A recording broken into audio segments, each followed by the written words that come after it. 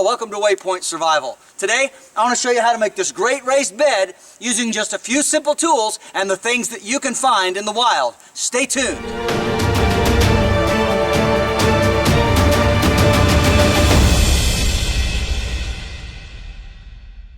So the first thing that you want to do is you want to get you a couple of logs. And these are about 5.5 feet long. That'll be sufficient. And they're also about 9 inches in diameter. And that's important because, again, we're thinking about height off the ground. And then you want to lay them out, as I have here. You want to get them laid out in the proper length so you can lay between them without, banging your head on either end or sticking out. You want to make sure that the bed is long enough for you personally to lay on if you're making it for yourself. The next thing you want to do is get a couple of poles. And these poles are not exactly the same size, but they're about 7 feet long, maybe a little bit longer. I didn't measure them exactly, but this is going to be our 2 side poles. And we're just simply going to lay them on our wood here, on our logs, making sure that they don't stick over too far and making sure that there's enough width in between for us to lay so that we're not actually laying on the 2 side pieces.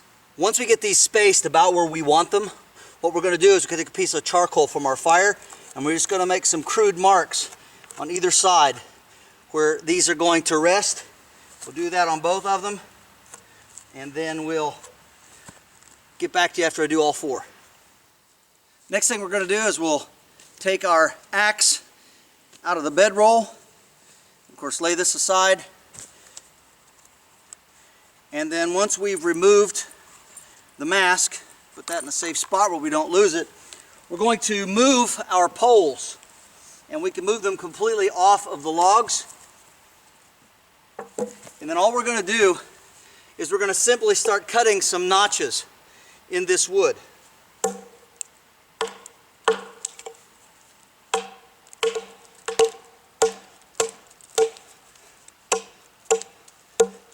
Now you do not want these real deep, only sufficient enough to hold the pole.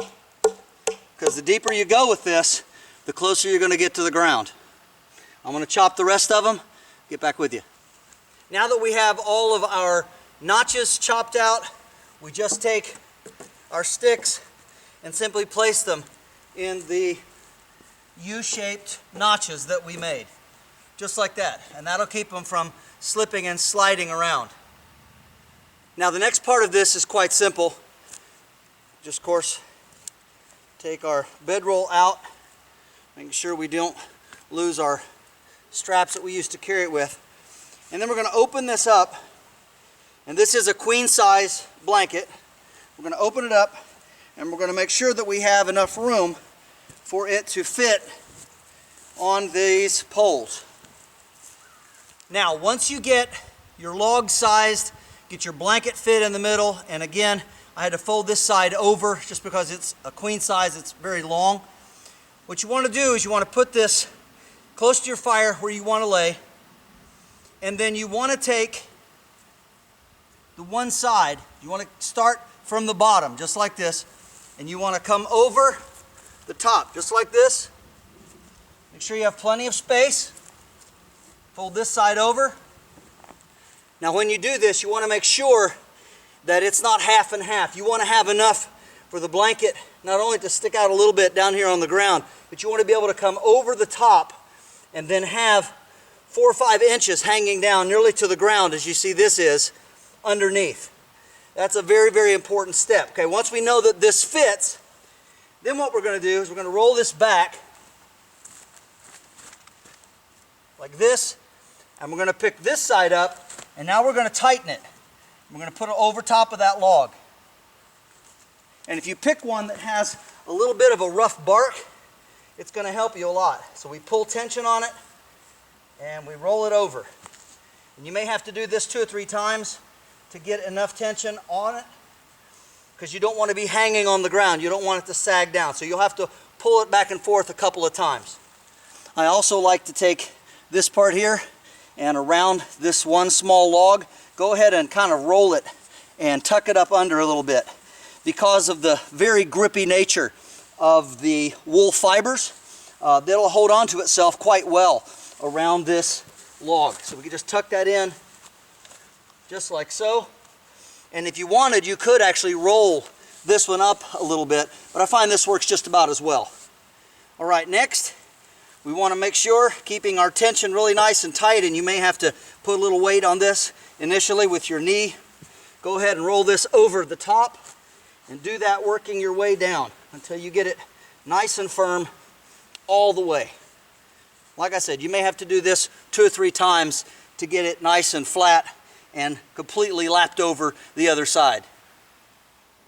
And there it is, nicely stretched out, and of course, depending on how you have it arranged, there is a space underneath it on this side that you can use for storage or put toward the fire, perhaps, if you want to get some heat underneath you.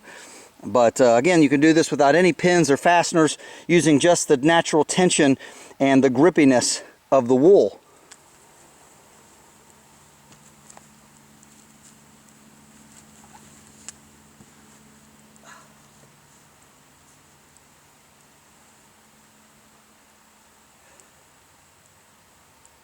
So after you get everything arranged in your shelter and you've got your blanket all laid out and you get on here, you may find that it sags too much. Maybe your logs aren't big enough. Could be any number of problems. Maybe even the blanket just doesn't want to grip very well.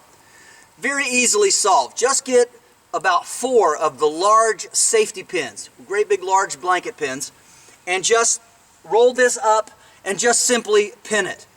That will do fine. That'll help hold the tension in, and you'll find that it'll work quite well for you. This is James Bender for Waypoint Survival.